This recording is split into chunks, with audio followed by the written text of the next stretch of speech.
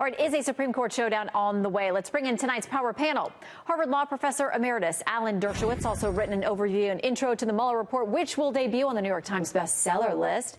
And Fox News contributors Doug Schoen and Guy Benson. And by the way, I found out tonight also that, Doug, you were a student. Absolutely. Of Professor Dershowitz. Student. Well, I'll take it any way I can get Okay, so we have our legal eagles. The New York Times says this tonight. Under the headline, Alabama aims squarely at Roe, but the Supreme Court may prefer glancing blows. They say because the Roberts Court tends toward incrementalism, it is not likely to want to take on a direct confrontation with that precedent.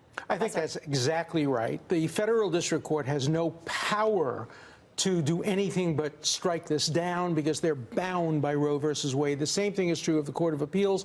And so the question is, will the Supreme Court grant certiorari in this case? They won't. You need 4 for certiorari, 5 to reverse. They won't grant certiorari unless they have 5. Kavanaugh and Roberts believe in the power of precedent, although they personally believe in a right to life and are against a woman's right to choose. They won't upset many-year-old Supreme Court precedent. Well, and it's interesting because there are a number of other states talking about doing similar things, chipping away at abortion rights. And in response to that, Ralph Northam, who is a physician and the governor of Virginia, and you saw his controversial comment we've been debating there, he says this: my veto pen is ready and full of ink. He's daring them to try it in Virginia, but he's still got this controversy that, you know, my advice rages. to Governor Northam would be to lower his voice on this issue and a lot of issues. But my take on this, per Alan, is that the real challenge is politically, because the suburban swing voters who went for Trump 2016 moved to the Democrats in 2018 in the midterm. Most of them, 70-odd%, particularly the women, are pro-choice. This is an extreme measure. As Pat Robertson said, it will help the Democrats in 2020.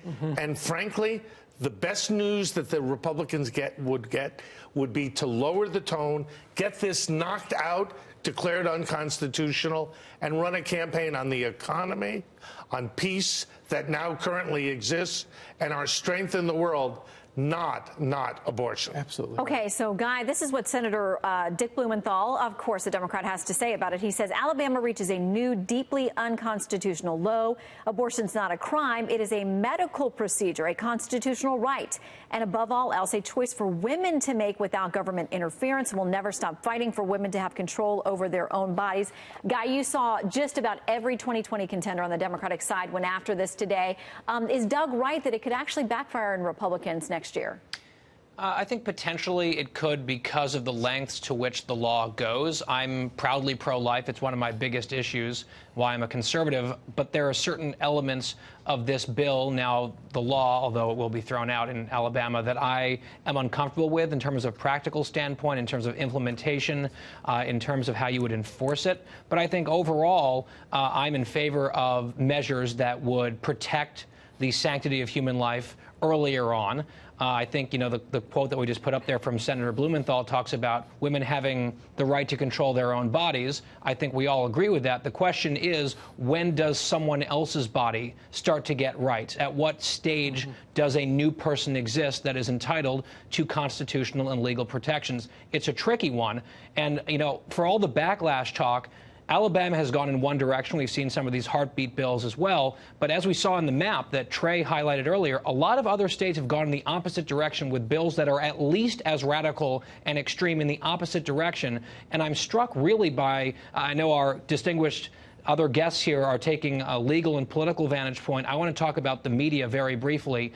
The degree of alarm and brow-furrowed horror being expressed in the tone and the volume of the coverage over the Alabama statute is really quite different than what we saw, whether it was in New York or Oregon or some of these other states that have imposed really draconian, frankly, pro-abortion laws, because I think by and large the media has its thumb on the scale on this issue in a major way.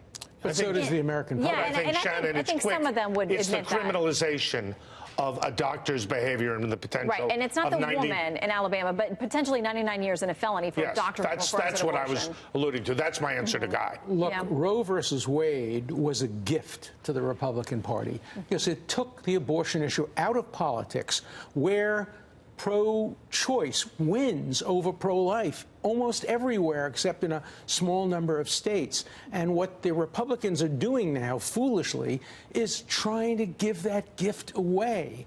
And I don't agree with that. I think Americans basically today support a woman's right to choose. Maybe not in the last month, maybe not at the extremes, but most Americans, and certainly nobody wants to see doctors in prison. Yeah, and Guy, to your point, and in some of these polls we talk about, I mean, there's still a pretty even split across America when you ask people, do you describe yourself as pro-life or pro-choice? And then when you start to ask them about time limits, first trimester, second trimester, I mean, there are plenty of people in the country who are actually for limits when you really press them on the time frames and viability and those kinds of things. Well, the vast majority are, as a matter of fact. So I think the first trimester is tricky, and I think most Americans do, based on the polls, support a woman's right to choose in the first trimester. But when you start actually looking at, mid-trimester or late-term abortion, the numbers drop off a cliff, and you've got super majorities, including a majority of pro-choice people who turn against abortion in those circumstances. And so while Alabama's law, certainly, I think you can't make it more stringent than they have, and I don't think that would really garner support, probably even a majority of Alabamians. Right. And making new restrictions, bringing the American legal system in line with even Western Europe would be a significant increase in human rights and a massive improvement over the current regime, unfortunately, in a lot of states. Yeah, and so much of the progeny that came from Roe really went into viability. And that is changing over time because of medical and scientific advances. People are seeing 4D and 3D images of these unborn babies that they look at them and it looks like a child to them. And we see babies surviving in 23, 24 weeks. Democrats lose on third trimester abortion. Guy is right. If the Republicans debate that in the election, they will have a winning issue. But as Alan was saying, if it's pro-choice versus pro-life in the context of this legislation, it's curtains for the Republicans. And it's not going to win in court either. Well, that's the point, too, that if you're going to try to get Roe versus Wade narrowed, you have to do it very incrementally. That way you have a chance of getting Kavanaugh, you have a chance of getting Roberts. Otherwise, you're only going to get a small number of justices. So every consideration, political, judicial, legal, moral, they all point in favor of not having the kind of Alabama extreme statute, which is a loser. And there are several other things the court is going to be considering about these cases that they're going to take up, but which are much more incremental from other states. So we'll see. Anyway, thank you to all of our experts. Great to have you tonight. Congratulations on the book, by the way, Shannon. Thank you, Guy Benson. I brought a prop. And I'm going to get a grade from Professor Dershowitz afterwards. Thank you. There you go. All right. Thanks, everyone.